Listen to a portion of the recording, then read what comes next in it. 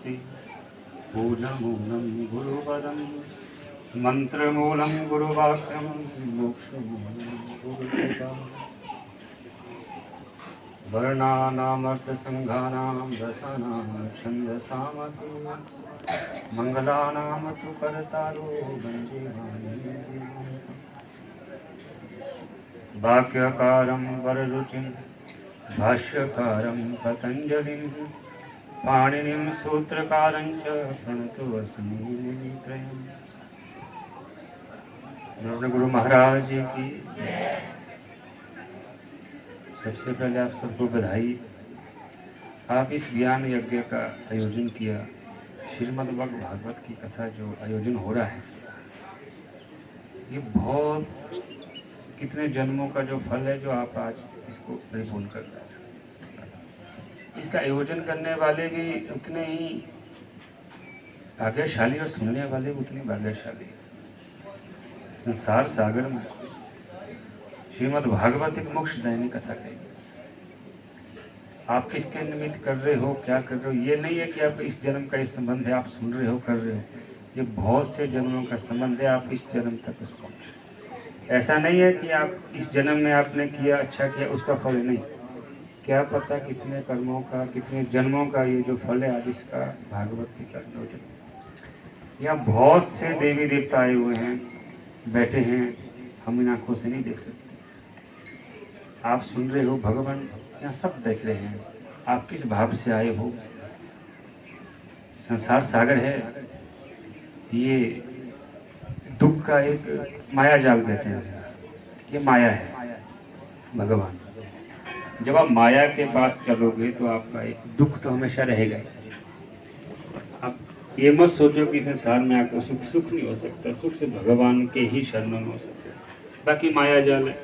आज हम देख रहे हैं, हमारे पिताजी है, दादाजी, दुख है। एक दिन जाना सबने है। जो भागवत का आपका हो रहा है ये 7 दिन का, ये नहीं 7 दिन, इसी 7 दिन में राजा परीक्षित उनकी जो मृत्यु हुई थी, ये 7 दिन के अंदर सब होता है।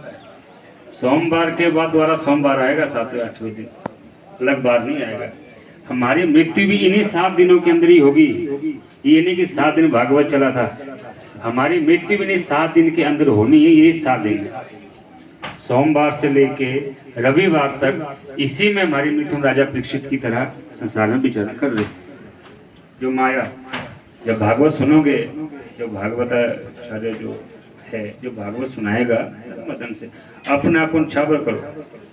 आप भगवान पे पास आए हो, आपने जितनी चिंता है सुख यहाँ पे छोड़ दो।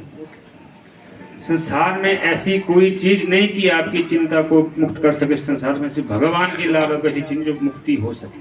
पहली बात, हमारे गुरु महाराज जी कहते हैं, अगर संसार सागर में जीना है, संसार से आपने व्यवहार करना है, तो तन और धन से करो। संसार तन और धन की ही महिमा जानता है। मन से किया हुआ व्यवहार संसार कोई नहीं समझ सकता। आज हमारी कथा क्या है, हम मन से ही व्यवहार करते हैं, इसलिए हमारा मन विचलित होता है। मन को प्रवेश मन में लगाओ, आपका मन कभी विचलित नहीं होगा। संसार में तन और धन की ही महिमा है। आप धन से किसी की सहायता करोगे वही आपको याद रहेगा, तन से सेवा करोगे वही याद है। मन सिर्फ भगवान को लगाने के लिए होता है। जब भागवत करेंगे, भागवत में बहुत बड़े सुंदर, भागवत एक बहुत बड़ी चीज है, रस है। भागवत जो है जीना सिखाती है, मरना कैसे, ये भागवत में संशय खत्म। भागवत का भागवत में जब सुखदेव भगवान जी नैमिषारण्य में जब उन्होंने सब जगह कथा सुनाई, तो सब जितने भी सौन ऋषि मुनि थे, उन्होंने सारे पुराणों का श्रवण किया, उनकी तृप्ति फिर भी नहीं हुई। हर पुराणों में कहीं नरकों का वर्णन है, कहीं हर चीज का वर्णन है, फिर तृप्ति नहीं हुई। तब इस भागवत को शास्त्र कहा गया, वेद का शास्त्र है, इसको पुराण भी नहीं कहा गया। शास्त्र जो समाधान करता है, इसको शास्त्र का रूप दिया गया, बाकी पुराण हमें जीना सिखाती है भागवत। बहुत से मन में आदमी के कुछ प्रश्न होते हैं, हम कैसे रहें, कैसे, ये भागवत से जाएगा। हमारी जितनी भी नई पीढ़ी है, ये इन चीजों से दूर भाग रहे हैं। जिस सनातन धर्म से हम जुड़े हुए, हमें बताने की जरूरत नहीं है कि हम किससे जुड़े हुए हैं। समझिए, हमारे प्रत्यक्ष प्रमाण है। आप इसी क्षेत्र में जाओ, ज्वाला माता है, प्रत्यक्ष प्रमाण है। भगवान कौन है?